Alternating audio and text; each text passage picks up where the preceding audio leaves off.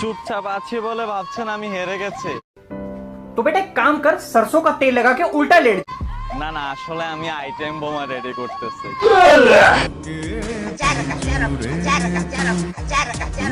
শোন বোকাচোদা ভেপু ভাই, তুই আইটেম বোমা রেডি করতেছিস, তা দেখে ছেলেপেলের মিসাইল দাঁড়িয়ে যাচ্ছে। হ্যাঁ ভাই, তুই ঠিক কাজে যোগদান করেছিস, এরকম আইটেম বানাতে থাক, ছেলেপেলে দেখে মজা নিতেই থাকো। কি মজা রে ভাই। আমাদের বাসায় একটা গাভী আছে ভাই, একবারই এরকম দেখতে। এর চাইতে মাংস আর ওই দুটো কিছুটা কমই হবে, কিন্তু বেশি হবে না ভাই। ভাই আমি তো জানি যে তুমি গাভীর ব্যবসা শুরু করেছো, তো গাভীর দুধের দাম কত করে দিচ্ছ? যা লাগবে দিব। ভাই আমার পিছে লাগা বাদ দাও। বলেন কি? পারলে নিজে কিছু কইরা দেখাও।